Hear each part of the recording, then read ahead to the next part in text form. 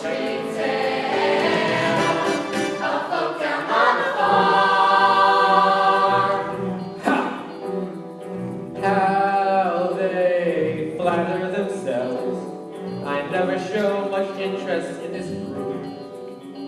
I admit I'm quite the glutton, but this feathered form of mutton wouldn't even make a palatable soup. But when those little ducklings hatch, that's a flavor you won't match.